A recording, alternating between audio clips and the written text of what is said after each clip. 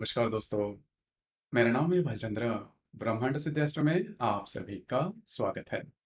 आज के इस वीडियो में हम चर्चा करेंगे, गुरु यदि मिथुन राशि में होगा तो उसके जो मिलने वाले परिणाम हैं वो किस प्रकार के होंगे। ऐसी कौन सी बातें हैं जो कि जान लेना आवश्यक है, सभी के बारे में डिटेल में चर्चा इस वीडियो में हम करने वाले हैं। अपना जो चैनल है ब्रह्मांड सिद्धास्त्र, इस चैनल पर बुध, शुक्र और मंगल यदि सभी राशि में होंगे तो उसके जो मिलने वाले परिणाम होंगे वो किस प्रकार के होंगे, इस विषय पर वीडियो अपलोड हो रहे हैं। आप इसका आनंद जरूर लीजिए। तो आज के इस वीडियो में हम चर्चा करेंगे, कुंडली में यदि गुरु जो है वो मिथुन राशि में होगा तो जातक को मिलने वाले परिणाम किस प्रकार के होंगे। तो सबसे पहले हमें मिथुन राशि के बारे में और गुरु के बारे में थोड़े से संक्षेप में जानकारी लेना आवश्यक है। जैसे कि मिथुन राशि के बारे में अगर कहा जाए तो काल पुरुष की कुंडली में तृतीय भाव में आने वाली यह राशि है, पुरुष राशि है। इस राशि का जो स्वामी है वो बुध है। इस राशि का जो तत्व है वो वायु तत्व है। और ये जो राशि है वो द्विस्वभाव की है। उसी प्रकार गुरु के बारे में अगर कहा जाए तो गुरु जो है वो ज्ञान का कारक होता है। मतलब किसी भी व्यक्ति में जो ज्ञान का जो भाव है वो किस प्रकार के है, मतलब उसकी जो सोच है वो किस प्रकार की है, वो काफी इन डेप्थ सोचता है, फिलोसॉफिकल है या प्रैक्टिकल है। उसी प्रकार उसकी जो इमेज है वो किस प्रकार की है, समाज में उसकी जो इमेज है वो किस प्रकार की है। संतान सुख के बारे में भी जो गुरु है वो काफी महत्वपूर्ण होता है। व्यक्ति जो है वो धार्मिक है, आध्यात्मिक है या फिर प्रैक्टिकल है, तो उसका जो इसकी जो पूरी पर्सनालिटी है, उसकी जो सोच है वो गुरु के कारण हम इसके बारे में जान सकते हैं कुंडली के माध्यम से।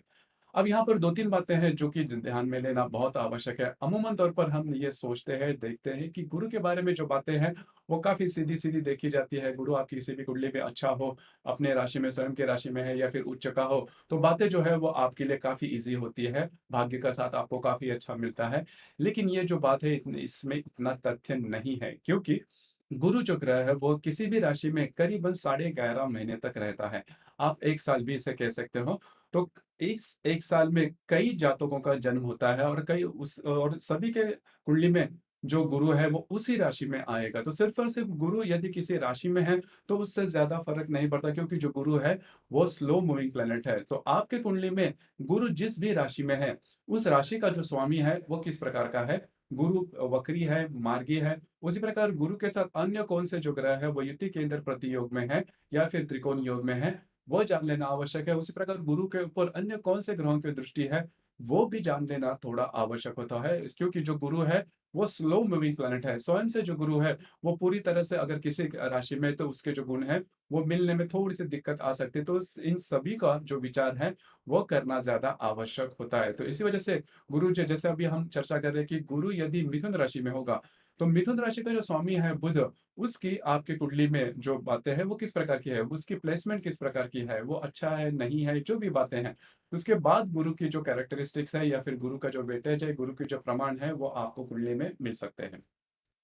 लेकिन अब जो हम चर्चा कर रहे हैं इसमें आप मोटे तौर पर इसके जो अनुभव है वो ले सकते हैं। जैसे कि गुरु यदि मिथुन राशि में होगा तो जैसे मैंने कहा कि गुरु जो है वो ज्ञान का कारक है, फिलोसॉफिकल है। तो ऐसे जो व्यक्ति होते हैं ज्ञान के बारे में काफ़ी आगे जा सकते हैं। उनको प्रैक्टिकल नॉलेज बहुत अच्छी तरह से होती है। इनका कम्युनिकेशन स्किल भी काफ़ी अच्छा होता है। दूसरों के साथ किस तरह से कम्युनिकेट करना है, किस तरह से बातचीत करनी है, किसी भी विषय पर जो ज्ञान है या फिर जो डिसीज़न है, वो किस प्रकार के देने हैं, किसी भी विषय में जो इन डेप्थ जो सोच है वो यदि गुरु मिथुन राशि में होगा तो उसके जो मायने हैं वो काफ़ी बदल जाते हैं। उसी प्रकार ऐसे जो व्यक्ति होते हैं, मतलब गुरु यदि मिथुन राशि में होगा तो टीचिंग फील्ड से ज़्यादा रिलेट करते हैं, टीचिंग फील्ड में बहुत आगे बढ़ सकते हैं। छोटे जो बच्चे या फिर स्कूल के जो बच्चे होते हैं, उनके लिए इनकी जो टीचिंग की जो हैबिट जो होती है वो बहुत ही अच्छी देखी जा सकती है। टीचिंग फील्ड में काफ़ी अच्छे आगे बढ़ सकते हैं या फिर किसी भी कंपनी में छोटे स्तर पर जो भी इंस्ट्रक्टर होते हैं या फिर टीचिंग से रिलेटेड होते हैं, उसमें ये जो मिथुन राशि का जो गुरु होगा, वो काफ़ी अच्छा माना जाएगा। उसी प्रकार ऐसे जो व्यक्ति होते हैं, इनका थोड़ा-सा घूमना-फिरना या फिर इनलैंड जर्नी इनके थोड़े-से ज़्यादा होते हैं। भाई-बहनों के साथ भी इनके जो रिश्ते होते हैं, वो काफ़ी अच्छे होते हैं। अगर आपकी कुंडली में मिथुन राशि का गुरु है और यदि आपकी कुंडली में मंगल जो ग्रह है, वो काफ़ी अच्छा होगा या फिर इसको बल काफ़ी अच्छा होगा, तो आपके जो सिबलिंग रहेंगे, मतलब आपके जो भाई-बहन होंगे, उनमें से कोई ना कोई बहुत ऊँचे ओहदे पर होगा या फिर बहुत बड़ा ज्ञानी हो सकता है, फिलोसोफर हो सकता है। अगर आपकी कुंडली में इस प्रकार की बात है या फिर आपके जो भाई-बहन हैं, वो धार्मिक या फिर आध्यात्मिक मार्ग में बहुत आगे रहेंगे। तो ये बात होती है यदि कुंडली में यदि मिथुन राशि में यदि गुरु होगा, तो ऐसे जो व्यक्ति मैंने जैसे कहा कि इनको घूमना-फिरना ज़्यादा अच्छा लगता है, टूरिज़्म से ज़्यादा रिलेट कर सकते हैं। उसी प्रकार ऐसे जो व्यक्ति होते हैं, वो इनके जो ज्ञान या फिर ग्रहण करने की जो क्षमता होती है, वो काफ़ी अच्छे होते हैं, दिल के काफ़ी अच्छे होते हैं। उसी प्रकार जो ज्ञानी या फिर जिसे हम थोड़ा-सा कायदे में बोलना वगैरह जो कहते हैं, कायदे से चलने वाली ये इंसान होते हैं। अंदर की इनकी जो बातें होती है मतलब 2 तरह की जो व्यक्ति है हम देखते हैं कि कई व्यक्ति किसी भी व्यक्ति के बारे में अंदर की उसकी उसका जो व्यक्तित्व होता है वो अलग होता है, बाहर की जो पर्सनैलिटी है वो अलग होती है। कई दफ़ा बाहर की पर्सनैलिटी से ही हम जानते हैं कि कोई व्यक्ति किस तरह से है। लेकिन यदि मिथुन राशि में यदि गुरु होगा तो वो जो व्यक्ति होते हैं अंदर से बहुत ज़्यादा पॉज़िटिव होते हैं और नॉर्मली ऐसे जो व्यक्ति होते हैं इनकी जो इमेज होती है समाज में वो भी काफ़ी अच्छी देखी जा सकती है। भाई-बहनों का जो सुख है वो इनको काफ़ी अच्छे तरीके से मिल सकता है। अब यहाँ पर इस मिथुन राशि में करीबन 3 नक्षत्र है, मृग, आद्रा और पुनर्वसु। इसमें यदि मृग नक्षत्र में यदि गुरु होगा तो ऐसे जो व्यक्ति बौद्धिक स्तर इनका बहुत अच्छा होता है। लिखने पढ़ने की या फिर रीडिंग करने की इनमें आदत बहुत ज़्यादा देखी जा सकती है। आद्रा नक्षत्र में यदि गुरु होगा तो इनकी जो इंटेलेक्ट होती है वो काफ़ी अच्छा, लेकिन बहुत बहुत जिसे हम इन डेप्थ कहते हैं, ज्ञानी जिसे हम कहते हैं वो नहीं होगी। कई विषयों पर इनकी जो पकड़ है वो हो सकती है, लेकिन इन डेप्थ इनकी इनमें ज़्यादा सोच नहीं देखी जाती। लेकिन यदि पुनर्वसु नक्षत्र में यदि गुरु होगा, तो इनकी जो सोच है वो बहुत अच्छी होती है और ईश्वर भक्त होते हैं, सदाचारी होते हैं, अपने ही हिसाब से चलने वाले होते हैं और हमेशा वो एडजस्ट करने के लिए तैयार होते हैं। वैसे भी देखा जाए तो यदि मिथुन राशि में यदि गुरु होगा, तो एडजस्टिव नेचर इनमें थोड़ा-सा देखा जाता है। मतलब कोई मतलब समाज में भी कई कई कई बार अगर प्रॉब्लम कॉम्प्लिकेशन है तो बीच का जो जोड़ होता है या फिर कम्युनिकेशन की स्किल इनमें काफी अच्छा देखा जाता है। इस वजह से ऐसे जो व्यक्ति हैं तो मध्यस्थ का काम बहुत ही अच्छी तरीके से निभाते हैं क्योंकि ऐसे जो व्यक्ति होते हैं काफी ज्यादा पॉजिटिव होते हैं, इनमें पॉजिटिविटी काफी ज्यादा देखी जा सकती है।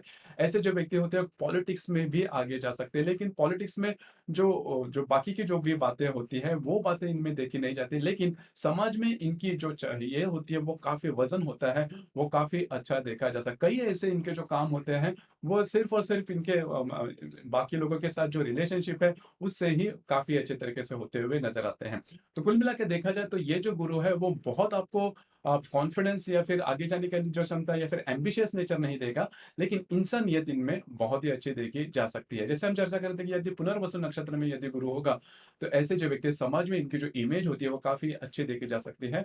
नॉर्मली टीचिंग फील्ड से कभी ना कभी तो जीवन में रिलेट करते हैं। थोड़ा-सा कॉन्फिडेंस इनमें कम देखा जा सकता है, लेकिन मोटे तौर पर देखा जाए तो इंसानियत के मामले में ऐसे जो व्यक्ति होते हैं उन वो काफ़ी अच्छे देखे जा सकते हैं। उसी प्रकार यदि इस रवि के साथ गुरु होगा, रवि यदि इस गुरु की युति में होगा, तो ऐसे जो व्यक्ति काफ़ी ज़्यादा ज्ञानी देखे जा सकते हैं। इनमें कॉन्फिडेंस भी काफ़ी अच्छा देखा जा सकता है। सिविल सर्विसेज़ में ये आगे जा सकते हैं। उसी प्रकार इनको जो जनरल नॉलेज होता है वो भी काफ़ी अच्छा देखा जा सकता है। किसी भी व्यक्ति के साथ किस तरह से पेश आना चाहिए या फिर रिलेशनशिप किस तरह से मेंटेन करनी चाहिए, इसके बारे में भी इनकी जो मालूमात होती है वो बहुत अच्छे देखी जा सकती है। इनके जो पिताजी होते हैं वो टीचिंग फील्ड से रिलेट करने वाले ज़्यादा हो सकते हैं या फिर पिता का जो ये होता है इन्फ्लुएंस होता है वो इन पर काफ़ी ज़्यादा देखा जा सकता है। उसी प्रकार इस गुरु के साथ यदि चंद्रमा है तो ऐसे जो व्यक्ति होते हैं वो काफ़ी ज़्यादा बोलने वाले होते हैं और इनकी जो समाज में इनकी जो इमेज होती है वो काफ़ी अच्छी होती है। दूसरी ज़्यादा महत्वपूर्ण बात, किसी भी व्यक्ति के विरोध में ये ज़्यादा नहीं जाते हैं और एडजस्टमेंट जो नेचर होता है, एडजस्टिव नेचर होता है, वो काफ़ी अच्छा देखा जाता है। घूमने-फिरने की आदत इन्हें नॉर्मली टेम्पल या फिर ऐसे जो प्रदेश वगैरह होते हैं, उस पर ज़्यादा ये जाते हैं, उसके चाह इनमें ज़्यादा देखी जा सकती है। घूमना-फिरना इन्हें काफ़ी ज़्यादा पसंद आता है। मंगल और गुरु यदि मिथुन राशि में होंगे, तो स्वास्थ्य के बारे में छोटी-मोटी समस्याएँ सामने आ सकती है। ख़ास करके टेक्निकल या फिर इंजीनियरिंग फील्ड में की जो शिक्षा है वो लेते हैं और उसी में आगे बढ़ते हैं। इन्हें घूमना-फिरना ज़्यादा पसंद आता है।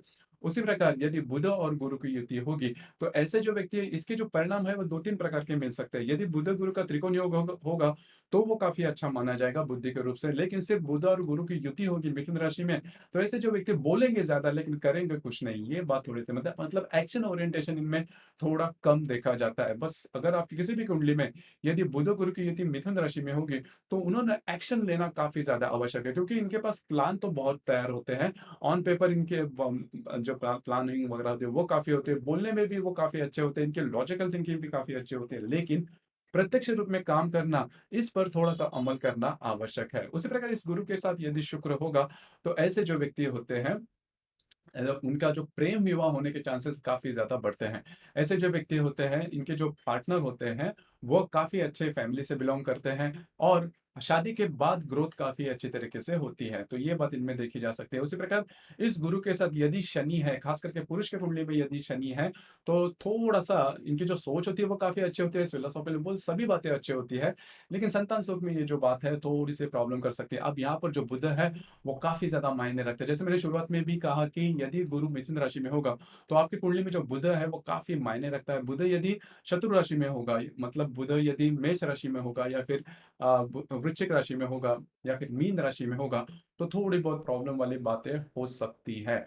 उसी प्रकार यह जो गुरु है, इस गुरु के साथ यदि राहु है, तो ऐसे जो व्यक्ति हैं, इनको झूठ बोलने की आदत थोड़ी ज़्यादा हो सकती है। चीटिंग वगैरह करना, ये बातें थोड़ी ज़्यादा हो सकती है। उसी प्रकार इस गुरु के साथ यदि केतु है, तो धार्मिक या फिर आध्यात्मिक मार्ग में ऐसे जो व्यक्ति होते हैं, वो काफ़ी आगे बढ़ सकते हैं। कई दफ़ा ऐसे भी देखा जाता है, घर छोड़कर जाने वाले जो व्यक्ति होते हैं, खास करके धार्मिक या फिर आध्यात्मिक मार्ग में, उनके कुंडली में गुरु और केतु की जो युति है, तो मिथुन राशि में वो काफ़ी ज़्यादा देखी जा सकती है। तो कुल मिला के देखा जाए, तो गुरु यदि मिथुन राशि में होगा, तो बौद्धिक रूप से ऐसे जो व्यक्ति होते हैं, वो समाज के सामने आने वाले होते हैं। इनकी जो इमेज होती है, वो काफ़ी अच्छी होती है। इनका जो कम्युनिकेशन स्किल होता है, वो भी काफ़ी अच्छा होता है, पॉज़िटिव सोच रखने वाले देखे जा सकते हैं। आपके इस विषय पर विचार क्या है? आपके अनुभव क्या है? नीचे कमेंट बॉक्स में ज़रूर कमेंट करना और अपना जो चैनल है ब्रह्मांड सिद्धि एस्ट्रो इसे भी लाइक, शेयर और सब्सक्राइब ज़रूर करें। धन्यवाद।